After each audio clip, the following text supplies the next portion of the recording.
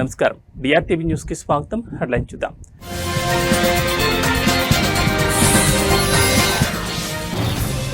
ఇవాళ మరోసారి హస్తినకు వెళ్లనున్న సీఎం రేవంత్. రేపు ఢిల్లీలో తెలంగాణ కాంగ్రెస్ ధర్నా.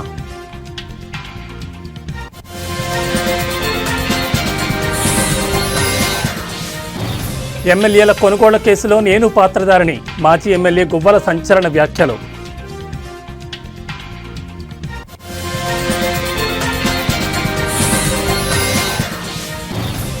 ఇవాళ రేపు తెలంగాణకు వర్ష సూచన. ఉరుములు మెరుపులతో కూడిన వర్షం కురిసే అవకాశం.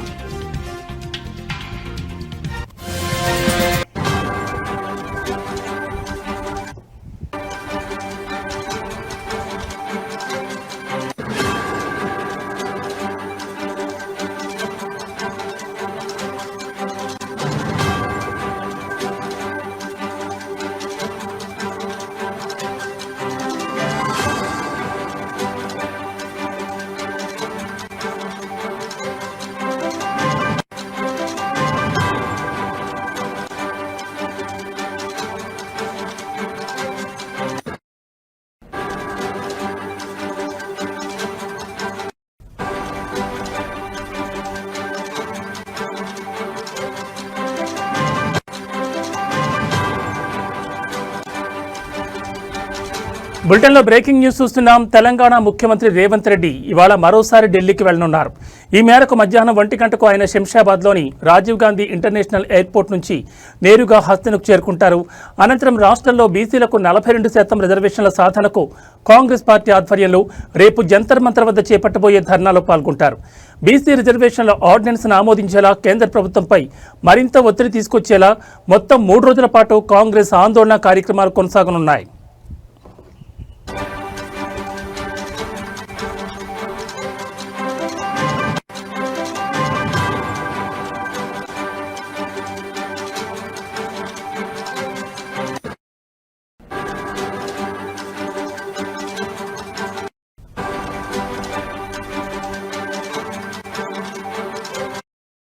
బీసీ రిజర్వేషన్ల అంశంపై పార్లమెంట్లో కాంగ్రెస్ ఎంపీలు వాయిదా తీర్మానాలు ఇవ్వనున్నారు.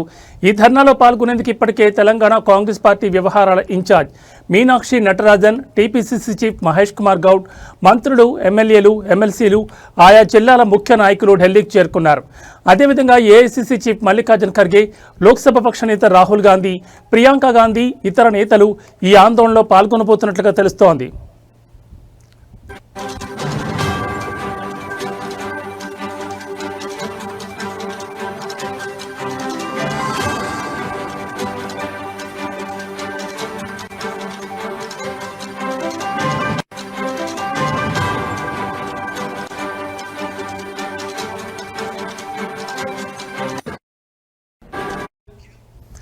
బ్రేకింగ్ న్యూస్ చూస్తున్నాం. తెలంగాణ ముఖ్యమంత్రి రేవంత్ రెడ్డి ఇవాళ మరోసారి ఢిల్లీకి వెళ్లనున్నారు. ఈ మేరకు మధ్యాహ్నం 1 గంటకు ఆయన శంషాబాద్లోని రాజీవ్ గాంధీ ఇంటర్నేషనల్ ఎయిర్పోర్ట్ నుంచి నేరుగా హస్తినకు చేరుకుంటారు. అనంతరం రాష్ట్రంలో బీసీలకు 42% రిజర్వేషన్ల సాధనకు కాంగ్రెస్ పార్టీ ఆధ్వర్యంలో రేపు జంతర్ మంతర్ వద్ద చేపట్టబోయే ధర్నాలో పాల్గొంటారు. బీసీ రిజర్వేషన్ల ఆర్డినెన్స్ను ఆమోదించేలా కేంద్ర ప్రభుత్వంపై మరింత ఒత్తిడి తీసుకొచ్చేలా మొత్తం 3 రోజుల పాటు కాంగ్రెస్ ఆందోళన కార్యక్రమాలు కొనసాగనున్నాయి. మరో బీసీ రిజర్వేషన్ల అంశంపై పార్లమెంట్లో కాంగ్రెస్ ఎంపీలు వాయిదా తీర్మానాలు ఇవ్వనున్నారు. ఈ ధర్నాలో పాల్గొనేందుకు ఇప్పటికే తెలంగాణ కాంగ్రెస్ పార్టీ వ్యవహారాల in charge Meenakshi Natarajan, TPCC chief Mahesh Kumar Goud, మంత్రులు, ఎమ్మెల్యేలు, ఎమ్మెల్సీలు, ఆయా జిల్లాల ముఖ్య నాయకులు ఢిల్లీకి చేరుకున్నారు. అదేవిధంగా ఏఐసీసీ చీఫ్ మల్లికార్జున్ ఖర్గే, లోక్సభ పక్ష నేత రాహుల్ గాంధీ, ప్రియాంక గాంధీ, ఇతర నేతలు ఈ ఆందోళనలో పాల్గొనబోతున్నట్లుగా తెలుస్తోంది.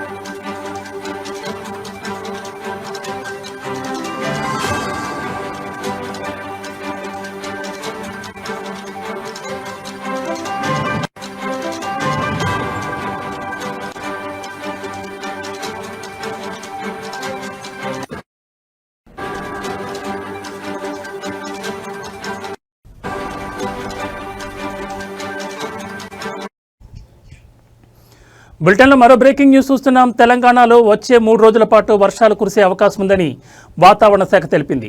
ఇవాళ రేపు రాష్ట్రంలోని కొన్ని ప్రాంతాల్లో ఉరుములు మెరుపులతో కూడిన వర్షాలు కురిసే అవకాశం ఉంది. పలు చోట్ల మోస్తరు నుంచి భారీ వర్షాలు పడే అవకాశం ఉన్నందున అధికారులు జాగ్రత్తలు తీసుకోవాలని హెచ్చరించారు. ముఖ్యంగా లోతట్టు ప్రాంతాల ప్రజలు అప్రమత్తంగా ఉండాలని సూచించారు.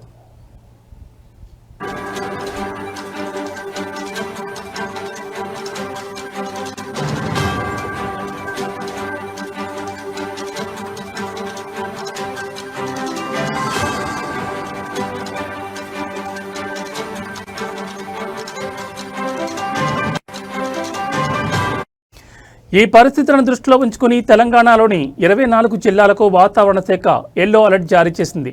ఇదిలా ఉంటే నిన్న కురిసిన భారీ వర్షానికి హైదరాబాద్ నగరం తడిసి ముద్దైంది. అనేక ప్రాంతాల్లో వర్షపు నీరు చేరి ప్రజలు తీవ్ర ఇబ్బందులు పడుతున్నారు.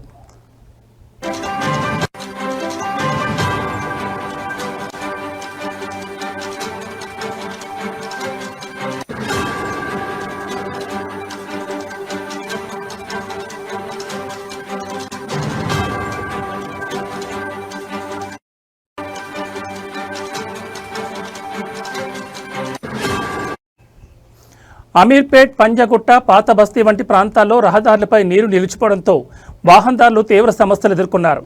వర్షం కారణంగా ట్రాఫిక్ కూడా నిలిచిపోయింది. భారీ వర్షం కారణంగా డ్రైనేజీలు పొంగి పొర్లి రహదారులపైకి నీరు చేరింది. అధికారులు పరిస్థితిని అదుపులోకి తీసుకురావడానికి చర్యలు చేపట్టారు.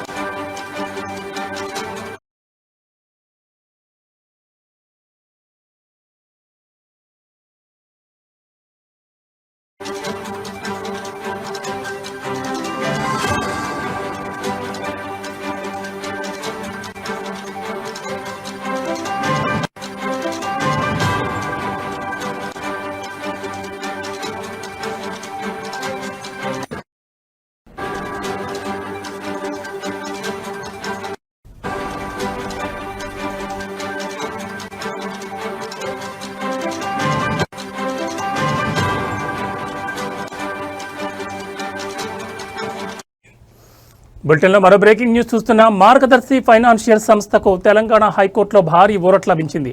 సంస్థపై చాలా కాలంగా నడుస్తున్న క్రిమినల్ ప్రొసీడింగ్స్ను రద్దు చేస్తూ హైకోర్టు సోమవారం కీలక తీర్పు వెలువరించింది. తమపై ఉన్న క్రిమినల్ కేసును కొట్టివేయాలని కోరుతూ మార్గదర్శి ఫైనాన్షియల్స్ దాఖలు చేసిన పిటిషన్ను న్యాయస్థానం అనుమతించింది.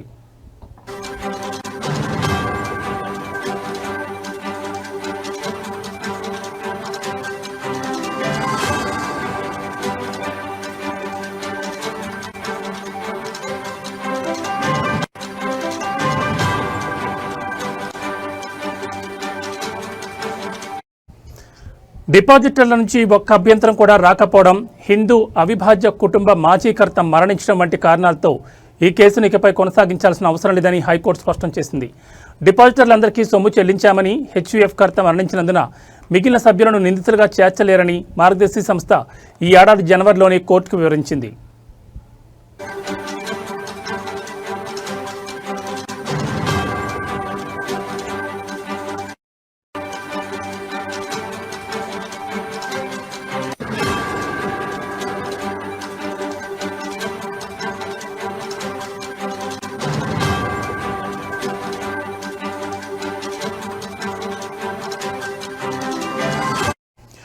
ఆర్బీఐ నిబంధనలకు విరుద్ధంగా ప్రజల నుంచి డిపాజిట్లు సేకరించారన్న ఆరోపణలతో 2008లో ఉమ్మడి ఆంధ్రప్రదేశ్ ప్రభుత్వం మార్గదర్శిపై క్రిమినల్ కేసు నమోదు చేసింది. ఈ కేసును 2018లోనే హైకోర్టు ఒకసారి కొట్టివేసింది. అయితే ఈ తీర్పుపై ఫిర్యాదుదారు సుప్రీంకోర్టును ఆశ్రయించారు.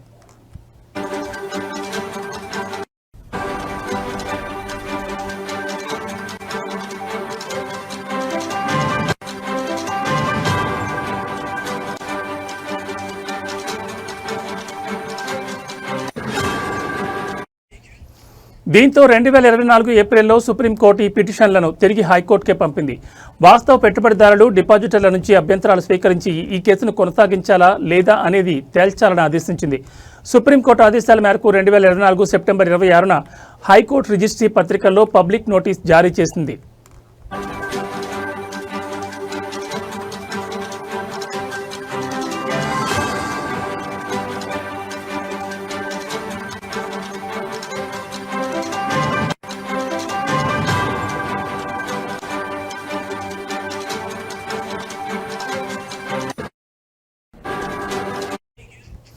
అయితే డిపాజిట్లన్నీ గతంలోనే చెల్లించినందున ఒక్క డిపాజిటర్ కూడా క్లెయిమ్తో ముందుకు రాలేదు. ఈ పరిణామాలను పరిగణలోకి తీసుకున్న హైకోర్టు మార్గదర్శి ఫైనాన్షియర్స్పై ఉన్న క్రిమినల్ కేసును రద్దు చేస్తూ తుది తీర్పు వెలువరించింది.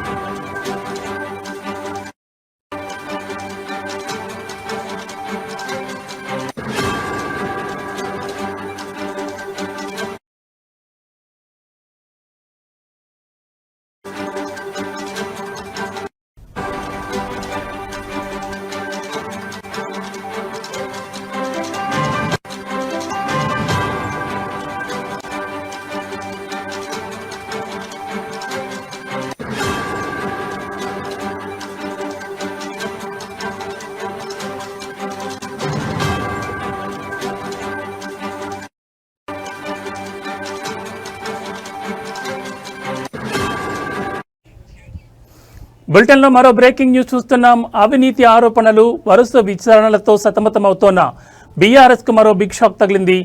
నాగర్ కర్నూలు జిల్లా బీఆర్ఎస్ పార్టీ అధ్యక్షుడు, అచ్చంపేట మాజీ ఎమ్మెల్యే గువ్వల బాలరాజు పార్టీకి రాజీనామా చేసిన విషయం తెలిసిందే. ఈ మేరకు తన రాజీనామా పత్రాన్ని ఫ్యాక్స్ ద్వారా పార్టీ అధినేత కేసీఆర్కు పంపించారు. ఈ నేపథ్యంలోనే బీఆర్ఎస్ పార్టీకి రాజీనామా చేయడంపై మరోసారి ఇవాళ ఆయన స్పందించారు. వ్యక్తిగత కారణాలతోనే తాను పార్టీకి రాజీనామా చేశానని తెలిపారు.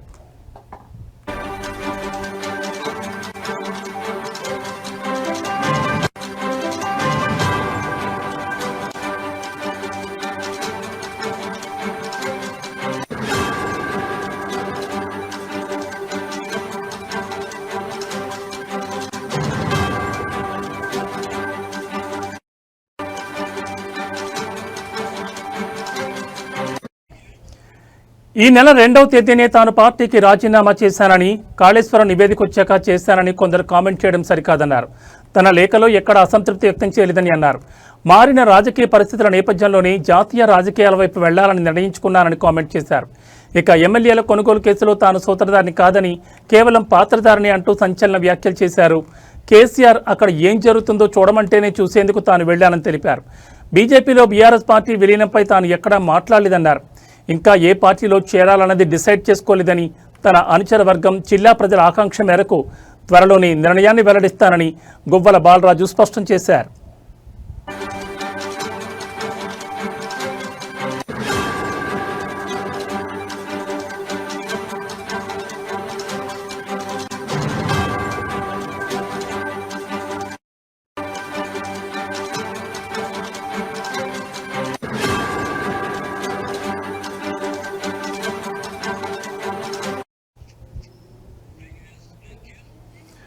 బ్రేకింగ్ న్యూస్ చూస్తున్నాం. అవినీతి ఆరోపణలు, వరుస విచారణలతో సతమతమవుతోన్న బీఆర్ఎస్ కు మరో బిగ్ షాక్ తగిలింది. నాగర్ కర్నూలు జిల్లా బీఆర్ఎస్ పార్టీ అధ్యక్షుడు, అచ్చంపేట మాజీ ఎమ్మెల్యే గువ్వల బాలరాజు సోమవారం పార్టీకి రాజీనామా చేసిన విషయం తెలిసిందే. ఈ మేరకు తన రాజీనామా పత్రాన్ని ఫ్యాక్స్ ద్వారా పార్టీ అధినేత కేసీఆర్ పంపించారు. ఈ నేపథ్యంలోనే బీఆర్ఎస్ పార్టీకి రాజీనామా చేయడంపై మరోసారి ఇవాళ ఆయన స్పందించారు. వ్యక్తిగత కారణాలతోనే తాను పార్టీకి రాజీనామా చేశానని తెలిపారు. ఈ నెల 2నే తాను పార్టీకి రాజీనామా చేశానని, కాళేశ్వరం నివేదిక వచ్చాక చేశానని కొందరు కామెంట్ చేయడం సరికాదన్నారు. తన లేఖలో ఎక్కడా అసంతృప్తి వ్యక్తం చేయలేదన్నారు.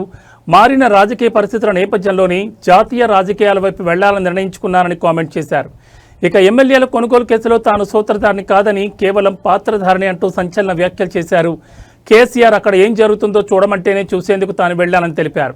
బీజేపీలో బీఆర్ఎస్ పార్టీ విలీనంపై తాను ఎక్కడా మాట్లాడలేదన్నారు.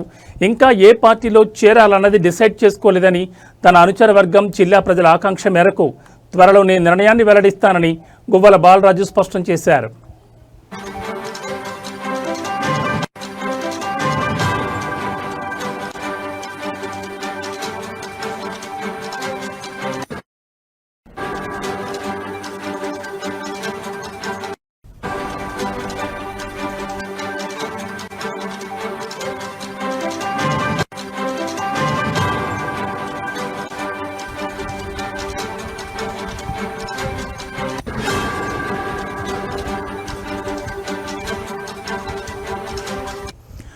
రైతుల సమస్యలను ప్రభుత్వం దృష్టికి తీసుకెళ్లి పరిష్కారం దిశగా చర్యలు తీసుకోవాలని కోరుతూ జాయింట్ కలెక్టర్కి మెమోరాండం అందించారు వైసీపీ నాయకులు.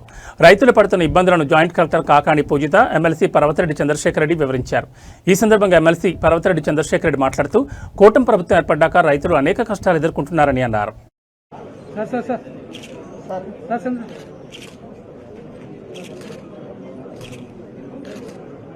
కూటమి ప్రభుత్వం ఏర్పడిన తర్వాత రైతుల కష్టాలు అనేనిగా మొదట్లో రాజశేఖర రెడ్డి గారు కానీ అలానే జగన్మోహన్ రెడ్డి గారి ప్రభుత్వంలో వర్షాలు చక్కగా పడడం కానీ గిట్టుబాటు ధరలు కానీ అలానే ప్రభుత్వం నుంచి రైతులకు అందాల్సినటువంటి సహకారం అది కరెంటు రూపంలో కానీ ఎరువుల రూపంలో కానీ విత్తనాల దగ్గర నుంచి పంట అమ్ముకునేంత వరకు కూడా ప్రతి ఒక్క దాంట్లో కూడా అటు రాజశేఖర రెడ్డి గారు కానీ జగన్మోహన్ రెడ్డి గారు కానీ ఇద్దరు కూడా చేసినటువంటి కృషి వల్ల రైతులు చాలా చక్కగా సంతోషంగా కూడా ఉన్నారు. పొలాల రేట్లు పెరిగినాయి, అందరూ కూడా రైతుకు ఒక విలువ గౌరవం ఉండింది. అదే తెలుగుదేశం పార్టీ ప్రభుత్వం వచ్చేటప్పటికి వర్షాలు లేక అందరూ నానా తంటాలు పడి రైతులందరూ కూడా పొలాలను అమ్ముకునే పరిస్థితి కూడా మనం చూసినాం. సరే 2014-19 మధ్యలో అదేవిధంగా ఇప్పుడు కనుక తీసుకుంటే ఈ కూటమి ప్రభుత్వం వచ్చిన తర్వాత ఎక్కడ కూడా రైతుల గురించి ఆలోచించే పరిస్థితి కూడా లేదు. రైతులు పడుతున్నటువంటి కష్టాలు అన్నిటిని కూడా వదిలేసి ఈరోజు కేవలం ఏంటంటే అరెస్టులు చేయడం, రాజకీయ నాయకుల్ని రాజకీయ కక్షలు అంటే వైఎస్ఆర్సీపీ అన్న వారందరినీ కూడా అరెస్ట్ చేయాలన్న ఒక ఆలోచన తప్ప ఎక్కడా కూడా రైతులను ఆదుకోవాలనే ఆలోచన కూడా లేదు. పైగా ఈరోజు ఎరువుల విషయంకి వచ్చేటప్పటికి వాటిని సబ్సిడీలు అందించాల్సినటువంటి బాధ్యత గవర్నమెంట్ మీద ఉంటుంది. ఇంతకుముందు అదే చేసింది. రైతు భరోసా కేంద్రాల ద్వారా మనం చక్కగా అంటే విత్తనం దగ్గర నుంచి ఎరువులు కానీ ఇవన్నీ కూడా వీటన్నిటిని సబ్సిడీ ద్వారా మనం అన్ని కూడా చక్కగా అందించినాం. రైతు ప్రశాంతంగా ఎక్కడా కూడా రోడ్డు మీదకి వచ్చిన పరిస్థితి కూడా ఉండదు. ప్రకాశం జిల్లా గిద్దలూరు నియోజకవర్గం రాచర్ల మండలం మేడవారిపల్లిలో సోమవారం విద్యుత్ సబ్స్టేషన్ ప్రారంభోత్సవంలో మంత్రి డోలా బాలవీరాంజనేయ స్వామి, మంత్రి గొట్టిపాటి రవికుమార్ పాల్గొన్నారు. ముఖ్యమంత్రి చంద్రబాబు గురించి, అవినీతి గురించి మాట్లాడే అర్హత ఎమ్మెల్యే బూచిపల్లి శివప్రసాద్ రెడ్డికి లేదన్న మంత్రి డోలా బాలవీరాంజనేయ స్వామి ఆగ్రహం వ్యక్తం చేశారు.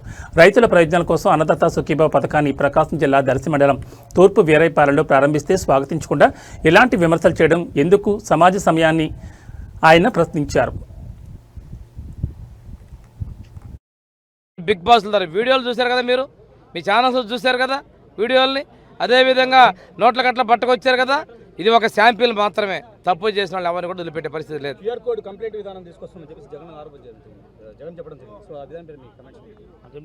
అంటే నువ్వు క్యూఆర్ కోడ్ కదయా, మేము ఆ రోజు కష్టపడ్డాం, మమ్మల్ని ఇబ్బందులు పెట్టారు, చరిత్ర మీరు మర్చిపోతున్నారు. మేము ఎవరూ ఇబ్బంది పెట్టట్లా. పెట్టుకోండి, ఇబ్బంది ఏమవుతుంది? ప్రజలు చేసిన తర్వాత సంవత్సరం కూడా అవుతుంది. నేను తిరస్కరించారు ప్రజలు 11 పర్మిట్ చేసి ఇంకా నువ్వు మాట్లాడితే ఇలాగా. ప్రజాస్వామ్యంలో మీకు స్వేచ్ఛను ఇచ్చాం, చేయండి, మీ ఇష్టం వచ్చినట్టు చేయండి. అన్నదాత సుఖీభావ పథకం ఓపెనింగ్ లో ఏవీ బులెటిన్ విశేషాలు. మరో బులెటిన్లో మళ్ళీ కలుద్దాం. నమస్తే.